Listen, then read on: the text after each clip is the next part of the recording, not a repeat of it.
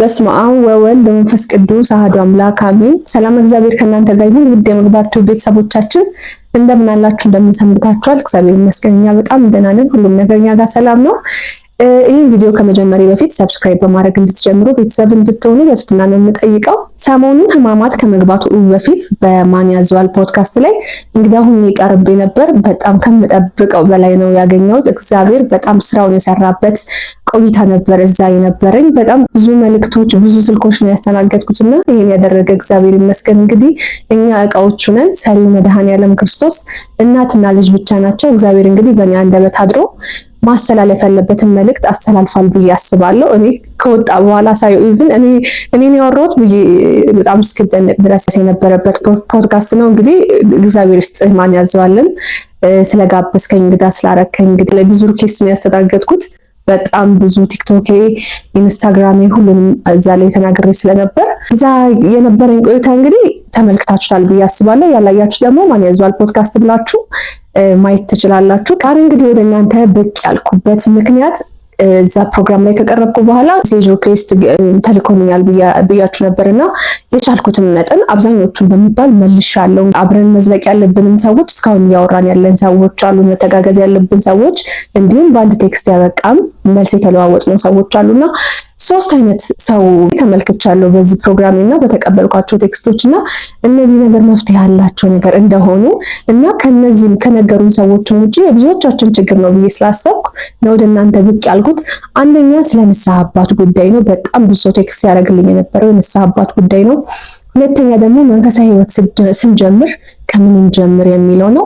ሶስተኛ ደግሞ ብዙ ነገር አለብኝ፣ በቤተሰብ ተይዣለሁ፣ እንደዚህ ያለብኝ፣ መተት አለብኝ፣ የቤተሰብ ድግምት አለብኝ ምናምን እያላችሁ ተስፋ የቆረጣችሁ ብዙ ሰዎች አላችሁ። ኢቭን ይኖርባችሁ አይኖርባችሁ ገና ሳታረጋግጡ ማለት ነውና እነዚህ ሶስት ነገሮች ምን አይነት መፍትሄ ያላቸው፣ በምን አይነት ነገር ልናሸንፋቸው እንችላለን የሚለውን መፍትሄ ብዬ ያሰብኳቸውንና ለብዙዎች ይጠቅማል የብዙ ሰዎች ችግር ነው ብዬ ስላመንኩ ወደ እናንተ ይዤ ብቅ ብያለሁ። አብረን እንወያያለን።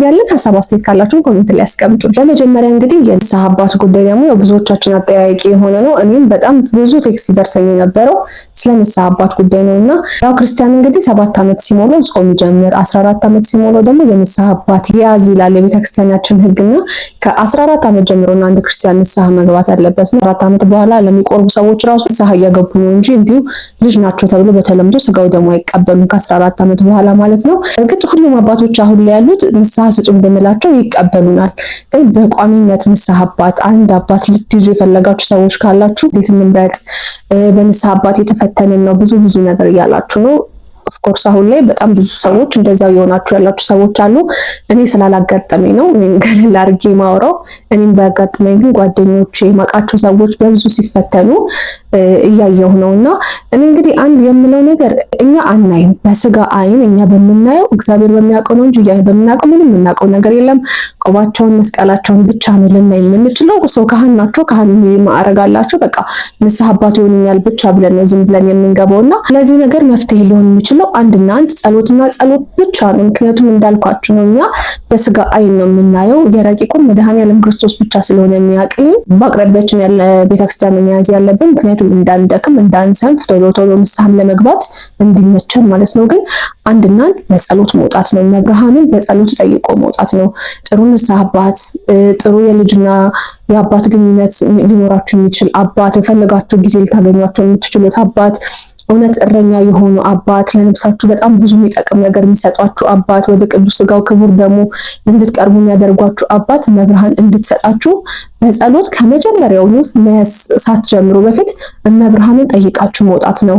እግዚአብሔርን አሳስባችሁ መውጣት ነው። ከዛ በኋላ እናንተ ለመብርሃን አሳልፋችሁ ከሰጣችሁ በኋላ ያ ስራ የመብርሃን ይሆናል ማለት ነው። ለእናንተ የሚበጀው ከባህሪያችሁ ከጸባያችሁ ጋር ሊሆን የሚችል አባት እመቤቴ ራሷ አዘጋጅታ ትጠብቃችኋለች እና ከምታስቡት በላይ እጃችሁን ባፋችሁ ያስጭናችኋል። ይሄ ምንም ሌላ አማራጭ የሌለው መፍትሄ ነውና በንስሐ አባት ብዙዎቻችሁ የተፈተናችሁ ስለሆነ እንዲሁ ዝም ብላችሁ በስጋ አይናታችሁ የአባት ባለጸጋ ናቸው፣ እድሜ የገፉ ናቸው ወይ ቆባቸው ሽበታቸው ምናምን ከምትሉ እመቤታችንን በጸሎት ጠይቃችሁ ከመጀመሪያው ያዙላል። ሁለተኛው የብዙ ሰው ጥያቄ የነበረው መንፈሳዊ ህይወት ከምን ልጀምር? በቃ እሺ አቆምኩ፣ ሁሉን ነገር አቆምኩ፣ ከምን ልጀምር? እግሬ ወዴት ይራመድ ነውና መጀመሪያ ለማቆም መወሰናችሁ ከእግዚአብሔር ጋር በቃ ቀሪ እድሜያችሁን ከእግዚአብሔር ጋር ለመኖር ማሰባችሁ ራሱ በጣም የሚደነቅ ነው። እግዚአብሔር ይመስገን ለዚህ ሀሳብ ራሱና እኔ እንግዲህ ከኔ ጠቀመኝ ነው። ሁሉም ሰው ከህይወቱ ስለሆነ የሚጀምረው በመጀመሪያ ጸበል ከመጠመቅ ጀምሩ ላለው ጸበል መጠመቅ ጀምሩ፣ ከቤተክርስቲያን ስርዓት መሳተፍ ጀምሩ፣ የቤተክርስቲያን ስብከቶችን ስሙ።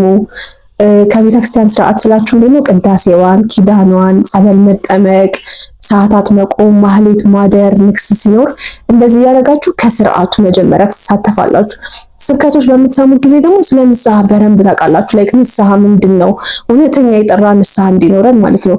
ያን በምታውቁ ጊዜ በቃ በጣም ትጸጸታላችሁና ንስሐችሁ እውነተኛ ይሆናልና ከዛም ወዴት ይኬዳል? ወደ ንስሐ። በቃ ቀጥታ ንስሐ ታጠራለች፣ አዲስ ሰው ታደርጋለች፣ የ40 የ80 ቀን ልጅነታችንን ታስመልሳለችና ወደ ንስሐ ከቤተክርስቲያን ስርዓቶች ከተሳተፍን ቤተክርስቲያንን እያወቅናት ንስሐ ትርጉሙን እያወቅን ስንመጣ ዝም ብሎ ንስሐ መግባት እንዳይሆንብን ማለት ነው። አውቀነውና በደንብ ከልባችን ተጸጽተን እንዲሆን ስለ ንስሐ ትንሽ ካወቅን በኋላ ቀጥታ ንስሐ መግባት ነው ያለብንን።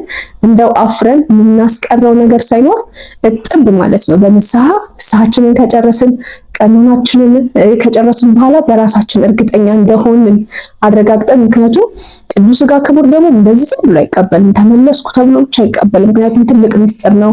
እኛ የተቀበልን ይመስለናል፣ ግን በስውር መላእክቶች በጉጠት አንስተው እዛ ላለ በእግዚአብሔር ፈቃድ ሆኖ የመጣ ሰው ካለ የተቀበለም ሰው ካለ ይደርብለታል። ካልሆነ ደግሞ በረሃ ለሚገኙ አባቶች ወስደው መላእክት ይሰጣሉ። እኛ የተቀበልን መስሎን አፋችንን ይዘን ምናምን እንሄዳለን፣ ግን ምንም የተጻፈልን ነገር የለም። ያ የሚሆነው አንደኛ ንስሐችንን ሳናጠራ ከሄድን፣ ከዛ በኋላ ከንስሐ በኋላም ያለው ህይወታችንን እግዚአብሔር ስለሚያውቅ ነውና ይሄ ደግሞ ዝም ብሎ አይደለም መለኮት ነውና እንደዚህ በቀላሉ የሚሰጥ ነገር አይደለም። አፉን የሸፈነ ነጭ የለበሰ ሁላ የተቀበለ አይደለም። የሚያስለን ይመስለን ነው እግዚአብሔር በሚያውቀውና ያ ከሚሆንብን ራሳችንን በደንብ በንስሐ አጥርተን በቃ ከዛም እንወድቃለን። በጣም ብዙ ነገር እንሳሳታለን። ባለን አቅም ለመሞከር ለራሳችን ቃል ገብተን ወደ ኋላ ላለመመለስ ቅዱስ ሥጋ ክቡር ደሙን ተቀብለን ከዛ በኋላ እንግዲህ በንስሐ እየኖርን ቶሎ ቶሎ እየተቀበልን አጥበህ ማረኝ እንግዲህ እያልን ከሱ ጋር መኖር ነው።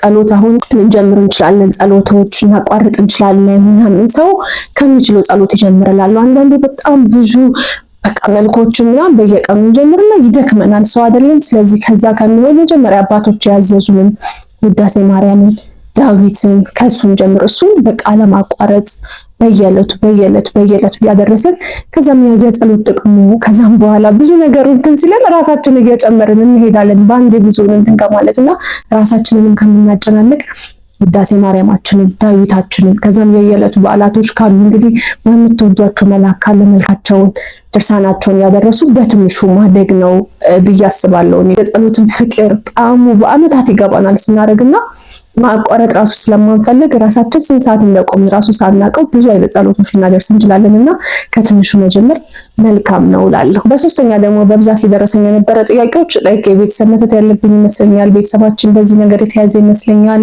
መስተፋቅር ያለብኝ ይመስለኛል፣ እድል የተወሰደብኝ ይመስለኛል ነበርና ቢኖርብንም ምንም ማለት አይደለም። ምክንያቱም በዚህ ሰዓት ያልተያዘ ሰው የለም። ግን ይሄ ቤተሰብ መተት መስተፋቅር እድሌ ምናምን ቢኖርብን ራሱ ሽልማት ነውና ኢቭን ሳታረጋግጡ ገና ይመስለኛል በሚል ነው ተይዛችሁ ተቀመጣችሁና ይሄ የዛ ክፉ ጭንቅላት ጨዋታ ነው ያስባለውና ኢቭን አለብኝ ብሎ ያሰበ ሰው ራሱ እጅና እግሩን አጣጥፎ አይቀመጥም። ያን ነገር ለማሸነፍ ጸበል በመጠመቅ በመጾም በመጸለይ ለማሸነፍ ይሞከራል። ከእግዚአብሔር እርዳታ ይዘጠን ዘንድ እግዚአብሔርን ጧት ማታ እንማጸናለን እንጂ በቃ አለብኝ የያዘኝ ይሄ ነው ብሎ ሰው አርፎ አይቀመጥም። በቃ ይሄ ነገር ቢለቀኝ እኮ እኔ መጎብዝ ነበር፣ እኔም ወደ እግዚአብሔር ቀርብ ነበር ብሎ ነገር የለምና ይሄ ዝም ብሎ በቃ ቀልድ ነው። ኢቭን ቢኖርብን እንኳን እግዚአብሔር አክሊል ሽልማት ነው የሚሆንልን። የዛ ክፉ ባልፎም ብያለሁ። እግዚአብሔር የራሱን ስራ እንጂ እግዚአብሔር መልስ አያውቅምና እግዚአብሔር በክብር ላይ ክብር ነው የሚጨመርልን ያ ክፉ በጎዳን መጠንና አለብኝ ብላችሁ እጃችሁን አሳስራችሁ የተቀመጣችሁ ሰዎች ካለባችሁ ታገሉት። ሰመቼ ለሚለው እስከ ህይወታችሁ ፍጻሜ መታገል ነው። እርግጥ በጣም ብዙ ጥያቄዎች ነበር ስጠየቅ የነበረው። ወደ ሰሚነሽ ኪዳነ ምሕረትም በጣም ብዙ ሰዎች ሰጂ ስለነበርና ያው እኔ ሲጠብቁ እናንተ መቆየት የለባችሁም። ሰሚነሽ ኪዳነ ምሕረት ከላምበረት እንግዲህ መያዝ ትችላላችሁ። ቀጥታ አለና መሄድ የምትፈልጉ ሰዎች ካላችሁ እኔን አትጠብቁ፣ እኔንም ሰጂኝ አትበሉ፣ ሰውንም አትጠብቁ። ራሳችሁ ተነስታችሁ መሄድ ነው ያለባችሁና በጣም ብዙ ጥያቄዎች ነበሩና ከብዙ ሰዎች ግን በተደጋጋሚ እነዚህ 3 ጥያቄዎች እየመጣልኝ ነበር። እንግዲህ ጥያቄ ካላችሁ ቲክቶክ ጽዮን የሰሚነሽ ልጅ ነው፣ ኢንስታግራም ደግሞ ጽዮናይት ጠይቁኝ። በእንደዚህ አይነት መልኩ እመልስላችኋለሁ። አሁን ባወራነው ሐሳብ ላይ አስተያየት ካላችሁ ኮሜንት ላይ አሳውቁኝ። ሰብስክራይብ ማድረግ እንዳትረሱ፣ ለሌላ ሰዎች ምን ይደርሳቸው ሼር ላይክ አድርጉልኝ። እናመሰግናለን።